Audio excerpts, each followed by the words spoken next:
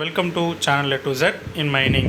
Friends, இந்த video நம்ம என்ன பார்க்க போகிறோம் அப்படின்னா, என்எல்சிலேருந்து ஒரு நோட்டிஃபிகேஷன் ரிலீஸ் ஆகிருக்கு. அந்த நோட்டிஃபிகேஷன் டீட்டெயில் தான் உங்களுக்கு சொல்ல போகிறேன். வீடியோ ஃபுல்லாக பாருங்கள், வாங்க போகலாம். என்எல்சி இந்தியா லிமிடெட் இவங்க தான் நோட்டிஃபிகேஷன் ரிலீஸ் பண்ணியிருக்காங்க.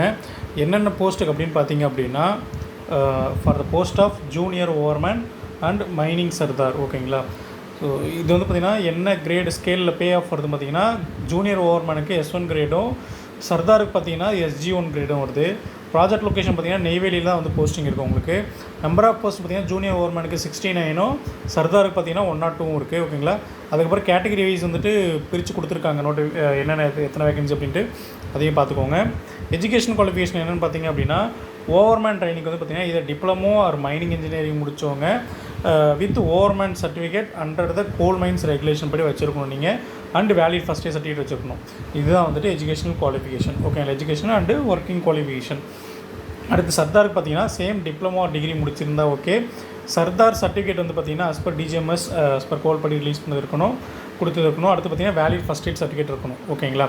நீங்கள் ஓவர்மேன் வச்சுருந்தாலும் இதுக்கும் அப்ளை பண்ணலாம். ஓகேங்களா? அடுத்த டீட்டெயில் பார்த்தீங்கன்னா ஏஜ் லிமிட் என்ன சொல்லுவாங்கன்னா, S1 கிரேடு ஓவர்மேனுக்கும் SG1 கிரேடுக்கும் பார்த்திங்கன்னா கேட்டகரி வைஸ் கொடுத்துருக்காங்க. அன்ரிசர்வ் கேட்டகரியில் 30யும், ஓபிசி வந்துட்டு பார்த்திங்கன்னா 33யும், எஸ்சிக்கு பார்த்திங்கன்னா SC/STக்கு 35 கொடுத்துருக்காங்க. இது வந்து பார்த்திங்கன்னா வித்தவுட் ரிலாக்ஸேஷன். இது இல்லாமல் பார்த்திங்கன்னா கவர்மெண்ட் ரிலாக்ஸேஷன் வந்துட்டு அப்ளிகபிள் ஆகும் அப்படின்னு சொல்லிட்டு கொடுத்துருக்காங்க.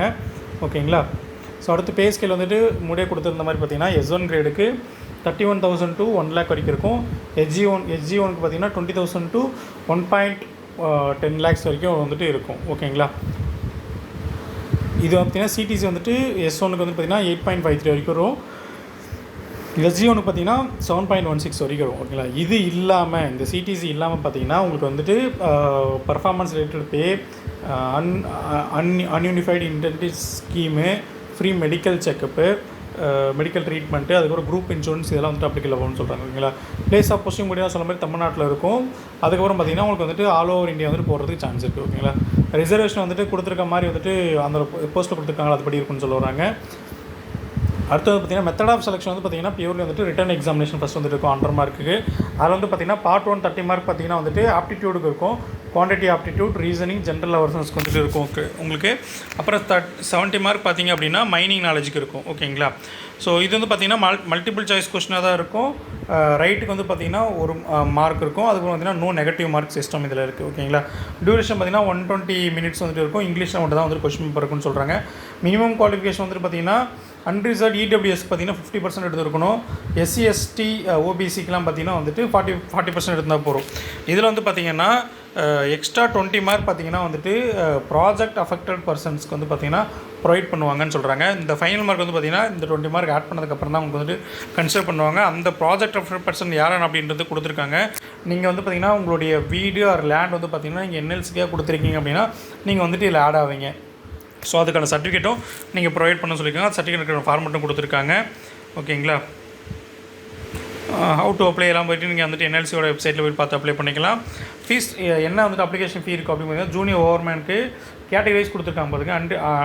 அன்ரிசர்வ்டு வந்துட்டு பார்த்திங்கன்னா அன்ரிசர்வ்டு OBC நான் கிரிமிக்கலாம் அப்ளிகேஷன் ஃபீ 300, ப்ராசஸிங் ஃபீ 295 சேர்த்து 595 வந்துட்டு பே பண்ணுற மாதிரி இருக்கும். SC/STக்கு பார்த்திங்கன்னா வந்துட்டு எக்ஸாம்டட் கொடுத்துருக்காங்க. பட் ப்ராசஸிங் ஃபீ 295 வந்துட்டு பே பண்ணுற மாதிரி இருக்கும்.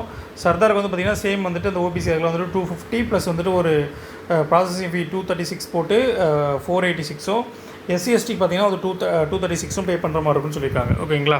இதுதான் வந்துட்டு அமௌண்ட் ஃபீக்கான ஸ்ட்ரக்சர். ஓகேங்களா? என்னென்ன டாக்குமெண்ட்லாம் இருக்குன்னு சொல்லிக்கிறாங்க, அதெல்லாம் பார்த்துக்கோங்க. எவ்வளோ சைஸில் இருக்கணும் எல்லாமே வந்துட்டு ஃபைல் டைப் என்ன எல்லாமே கொடுத்துருக்காங்க. அதுக்கப்புறம் பார்த்திங்கன்னா இம்பார்ட்டன்ட் டேட் எப்போனா அப்ளிகேஷன் ஓப்பன் ஆகுது 15th ஏப்ரல் ஓப்பன் ஆகுது. க்ளோஸ் ஆகுது பார்த்திங்கன்னா 14th மே வந்துட்டு க்ளோஸ் ஆகுது. ஓகேங்களா? ஸோ அதுக்குள்ளே வந்துட்டு அப்ளிகேஷன் சப்மிட் பண்ணிவிடுங்க. ஸோ இன்னும் வந்துட்டு அப்ளிகேஷன் டேட் ஓப்பன் ஆகலை. பட் அதுக்கான டாக்குமெண்ட் எல்லாமே ரெடி பண்ணி வச்சுக்கோங்க. ஸோ இதிலே வந்துட்டு ஒரு அனெக்ஷர்ஸ் தான் வந்துட்டு பார்த்திங்கன்னா கொடுத்துருக்காங்க. இது எல்லாமே வந்துட்டு என்னென்ன டாக்குமெண்ட் தேவையோ நெசசரி டாக்குமெண்ட் ரெடி பண்ணி வச்சுக்கோங்க. ஸோ 15th அந்த மேலே வந்து பார்த்திங்கன்னா நீங்கள் வந்துட்டு அப்ளை பண்ணுறதுக்கு ஈஸியாக இருக்கும். ஓகேங்களா? ஸோ இதுதான் ஃப்ரெண்ட்ஸ் இந்த வேகன்சிக்கான டீட்டெயில்ஸ். தமிழ்நாடு மக்களுக்கு ஒரு ஒரு ஒரு ஒரு நல்ல வந்துட்டு ஒரு வேகன்சினே சொல்லலாம். ஸோ உங்களுக்கு மேபி வந்துட்டு இது அப்ளிகேட் ஆகட்டாலும் உங்கள் ஃப்ரெண்ட்ஸுக்கு யாருக்கா வந்துட்டு அப்ளிகேட் ஆரம்பிச்சா அவங்களுக்கு இந்த வீடியோ ஷேர் பண்ணுங்கள். Thank you very much.